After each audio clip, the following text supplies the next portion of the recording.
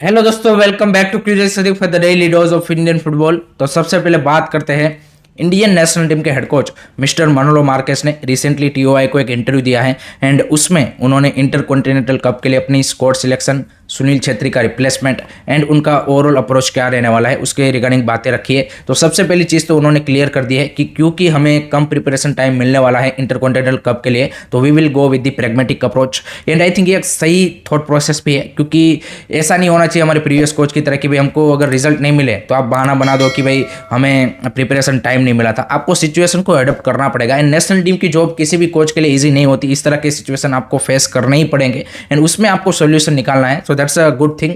दूसरा, उन्होंने सुनील छेत्री के रिप्लेसमेंट के बारे में बोला कि नो डाउट उसका रिप्लेसमेंट हमें तुरंत नहीं मिल जाएगा, we will look for some players जिनको हम ट्राई आउट करेंगे। एंड उन्होंने बोला कि we have some also some ideas. तो देखते हैं कि किस तरह से वो कौन कौन प्लेयरों को किस तरह से ट्राई आउट करते हैं, क्या वो आउट एंड आउट नंबर 9 के साथ यूज़ करते हैं या फिर कोई दूसरी टेक्टिकल फॉर्मेशन के साथ यहाँ पे जो नंबर 9 का गैप है वो फिल करने की कोशिश करते हैं। देयर आर डिफरेंट आइडियाज़, तो उनको डेफिनेटली वो यहाँ पे एग्जीक्यूट करने की कोशिश करेंगे इन फ्रेंडलीज में एंड देन अपना जो प्रॉपर आई वुड से कि गेम प्लान या फिर फॉर्मेशन है वो आई थिंक हमें देखने को मिलेगा। दूसरी साइड एक और चीज़ उन्होंने बोली रिगार्डिंग टीम सिलेक्शन। तो उन्होंने बोला कि यहाँ पे एक चीज़ अच्छी है कि आपके पास 50-60 प्लेयर का ही पूल है, उतना बड़ा पूल नहीं है, क्योंकि आपके टॉप डिवीजन में 12 क्लब ही खेल रहे हैं, तो इंडियन प्लेयरों का जो पूल बन रहा है वो छोटा है। सो उसमें से डेफिनेटली प्लेयर सिलेक्ट किया जाएगा, बट इसका क्राइटेरिया ये नहीं रहेगा कि भाई जो मेरे अंडर जो पहले क्लब में प्लेयर खेल चुके हैं उन्हीं को मैं प्रायोरिटी दूंगा। उन्होंने बोला कि जो बेस्ट प्लेयर होंगे उनको मैं सिलेक्ट करने की कोशिश करूंगा एंड अगर रिजल्ट मेरे फेवर में आए तो फिर वो जो कॉन्फ्लिक्ट ऑफ इंटरेस्ट का भी जो काफ़ी बड़ा कंसर्न है फैंस में वो नहीं रहेगा। अगर रिजल्ट फेवर में नहीं आते तो डेफिनेटली फिर फैंस क्वेश्चन रेज करेंगे कि आपने ये प्लेयर क्यों सिलेक्ट किया। तो ये सारी चीज़ें उन्होंने रखी है एंड आई थिंक अभी तक तो सब कुछ सही जा रहा है। लेट्स सी आगे किस तरह से सारी चीज़ें अनफोल्ड होती है। लेट मी नो गाइस, आपका इन सारे मैटर के ऊपर क्या ओपिनियन है, कमेंट सेक्शन में ज़रूर बताइएगा।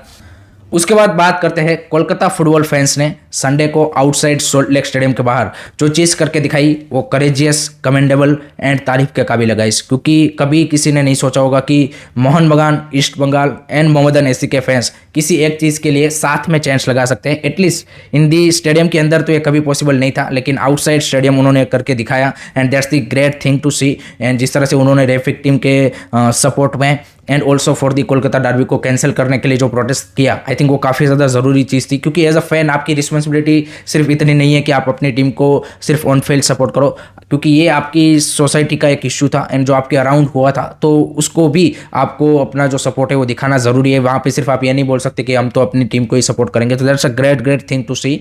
एंड दूसरी साइड हमारे जो एएफए के प्रेसिडेंट है कल्याण चौबे, वो भी इस प्रोटेस्ट में वहाँ पे प्लेयर के साथ फैंस के साथ जुड़े थे एंड उन्होंने भी जिन फैंस को यहाँ पे पुलिस की ओर से गिरफ्तार किया गया उनको बेल दिया। काफ़ी सारे लोग बोल रहे कि ये पॉलिटिकल मूव था, व्हाटएवर था, बट उन्होंने राइट डिसीजन लिया, तो that's the good thing. I think वो सबसे ज़्यादा ज़रूरी चीज़ है कि अगर आपका कोई पॉलिटिकल मोटिव भी है लेकिन आप सही चीज़ के साथ सपोर्ट कर रहे हो, तो I think it's a good thing. Late me know guys, आप क्या इस पूरे मैटर के बारे में क्या ओपिनियन है, कमेंट सेक्शन में ज़रूर बताइएगा।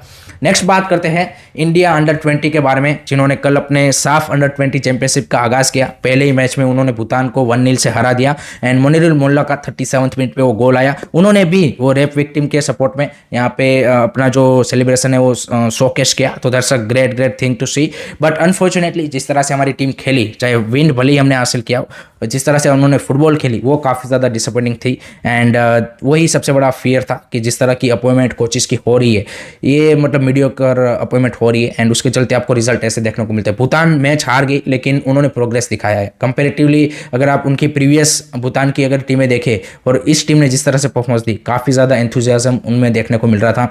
हमारी टीम में भी टैलेंटेड ये सारे प्लेयर है, अंडर 17 लेवल में भी इन्होंने अच्छा यहाँ पे अपना टैलेंट शोकेस किया था एंड उसके बाद भी अच्छा प्रोग्रेस कर रहे थे। बट अनफॉर्चुनेटली जिस तरह से उन्होंने कल खेला, I think that's a really disappointing. No doubt पहला मैच था, सारी चीज़ें थी, बट उनको प्रॉपर प्रिपरेशन टाइम मिला है, सब कुछ मिला है and this is what happen. हम बार बार बात करते आ रहे हैं कि आपको क्वालिटी कोचेस की ज़रूरत आपको अपने यूथ लेवल की जो साइड्स है अंडर 17, अंडर 20, अंडर 23 वहाँ पे चाहिए। अगर वहाँ पे आप quality foreign coaches at the moment नहीं लाएंगे, क्योंकि इंडियन कोचेस आपके पास उस लेवल के अभी अवेलेबल नहीं है, तो आपको at the moment foreign coaches की ज़रूरत है। लेट होप सो कि एएफएफ इसके बारे में सोचे, अदरवाइज जो आपकी अपकमिंग जनरेशन या फिर अपकमिंग प्लेयर्स आ रहे हैं फॉर द नेशनल टीम, वो भी सेम ही जो आपके एट द मोमेंट प्लेयर है उन्हीं क्वालिटी के होंगे, उससे कोई ज़्यादा बेटर इंप्रूवमेंट उनमें देखने को नहीं मिलेगा। लेट मी नो गाइस आपका क्या ओपिनियन है इसके बारे में कमेंट सेक्शन में जरूर बताइएगा। उसके बाद बात करते हैं बांदोदकर ट्रॉफी के बारे में, जो कि 24 अगस्त से स्टार्ट होने वाली है गोवा में, एंड उसमें ऑलरेडी 8 क्लब्स कंफर्म हो चुके हैं, जिसमें ऑस्ट्रेलिया के ए लीग से ब्रिस्बेन रोयर जो कि अपनी फर्स्ट टीम लेके ही आ रहे हैं क्योंकि प्री सीजन के तौर पे टूर्नामेंट को ले रहे हैं, एंड दूसरी साइड अर्जेंटीना की जो टॉप डिवीजन का क्लब है डिफेंसा जस्टिसा, उनकी भी टीम आने वाली है, उनकी बी टीम या फिर उस तरह की टीम आएगी। एंड दोनों का अभी एट द मोमेंट टीओए ने रिपोर्ट किया है कि वीज़ा का थोड़ा सा डिले हुआ है, एंड नेक्स्ट 48 आवर में यहाँ पे जो गोवा एफए के जो ऑफिशियल्स हैं उन्होंने बोला है कि वीज़ा का इशू सॉल्व हो जाएगा, एंड उसके बाद 24 सितंबर से आपको ये टूर्नामेंट देखने को मिलेगा, जहाँ पे एफसी गोवा भी इसको प्री सीजन टूर्नामेंट के तौर पे ले रही है। इस टूर्नामेंट को आप देख पाएंगे स्पोर्टकास्ट इंडिया एंड फीफा की जो एप्लीकेशन है उन दोनों के ऊपर फ्री में आप इसको चेकआउट कर सकते हैं। तो I think it's a good thing कि इस तरह का जो हिस्टोरिकल टूर्नामेंट है इसको इस फॉर्मेट में रिप्रेजेंट करने से आई थिंक जैसे ब्रिस्बेन रोयर प्री सीजन तौर पे ले रही है, एफसी गोवा भी उनको इसी तरह से यूटिलाइज करेगी, ओडिशा एफसी भी सेम वे में जा सकती है। तो I think it's a great thing to see कि इस तरह का टूर्नामेंट ऑर्गेनाइज हो रहा है, एंड आई होप कि एक अच्छा टूर्नामेंट हमें देखने को मिले। सो ये दोनों चैनल हैं जो है स्पोर्टकास्ट इंडिया एंड फीफा, उनके ऊपर आप इस टूर्नामेंट को लाइव देख सकते हैं। लेट मी नो गाइस आपका क्या ओपिनियन है वो भी कमेंट सेक्शन में ज़रूर बताइएगा। उसके बाद बात करते हैं एएफएफ के new general secretary Anil Kumar Prabhakaran ने फाइनली ऑफिशियल जो चार्ज है वो टेक ओवर कर लिया है, एंड उन्होंने अपने पहले इंटरव्यू में ये बात रखी है कि हमारी जो फर्स्ट प्रायोरिटी या फिर सबसे ज़्यादा जो हमारे लिए इंपॉर्टेंट चीज़ है वो ये है कि हमें क्वालिटी ऑफ फुटबॉल को इम्प्रूव करना है, क्योंकि अगर वो इम्प्रूव नहीं हुआ तो बाकी सारे जो प्रॉब्लम है वो कभी रिजोल्व नहीं होंगे। And I think it's a right thing, क्योंकि जब तक आप क्वालिटी ऑफ फुटबॉल इंप्रूव नहीं करोगे तब तक आपकी व्यूअरशिप नहीं आएगी, सब कुछ जो फाइनेंशियल इशू है वो भी आपके वहीं के वहीं रहेंगे, एंड अगर वो आपके रिजल्ट होते हैं तभी आप आगे मूव फॉरवर्ड कर सकते हो। तो प्रॉमिसिंग बातें तो उन्होंने रखी है, बट लेट्स सी किस तरह से वो काम करते हैं, एग्जीक्यूशन करते हैं, वो सबसे ज़्यादा इंपॉर्टेंट चीज़ रहेगी। एंड इससे पहले फॉर्मलिटी जो केरला है उनकी एफए में एज ए सेक्रेटरी जनरल काम कर चुके हैं। सो लेट्स सी उनके अंडर किस तरह से ये एफए में वर्किंग रहती है, क्या कोई हमें स्कैम नहीं देखने को मिलता, वो सबसे ज़्यादा इंपॉर्टेंट चीज़ रहेगी। एटलीस्ट स्कैम नहीं होने चाहिए ताकि जो हमारी फुटबॉल की जो ग्रोथ है उसमें कोई उस तरह की अड़चन ना पाए। लेट मी नो गाइस आपके क्या ओपिनियन है वो भी कमेंट सेक्शन में बता दीजिएगा।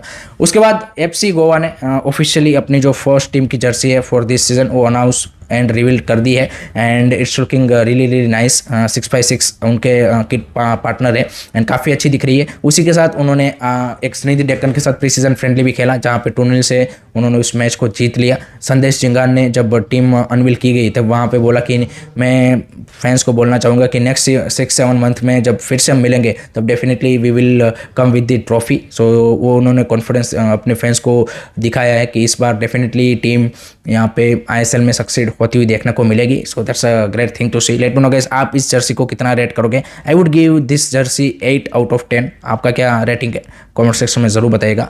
लास्ट में बात करते हैं जमशेदपुर एफसी के प्लेयर ऋत्विक दास फाइनली टीम में फिर से ज्वाइन हो चुके हैं। ट्रेनिंग एंड यहाँ पे जो फिजिकल एक्टिविटी है उन्होंने स्टार्ट कर दी है। लास्ट सीजन वो पूरा यहाँ पे इंजरी के चलते बाहर रहे थे, लेकिन उससे पहले वाले सीजन में उन्होंने अच्छा परफॉर्मेंस दिया था एंड उसके चलते उनको नेशनल टीम में भी कॉल अप आया था। तो Ritwik Das is a very good player and let hope so कि आफ्टर द इंजरी फिर से वो अपनी रिदम गेन कर लें, इस सीजन जमशेदपुर एफसी के लिए बेटर परफॉर्मेंस दें। सो वही यहाँ पे उम्मीद है। So that's it from my side guys regarding today's Indian football news. I hope कि आपको वीडियो पसंद आया होगा। Keep supporting Indian football, don't forget to like share and subscribe curiously. जय हिंद, जय भारत।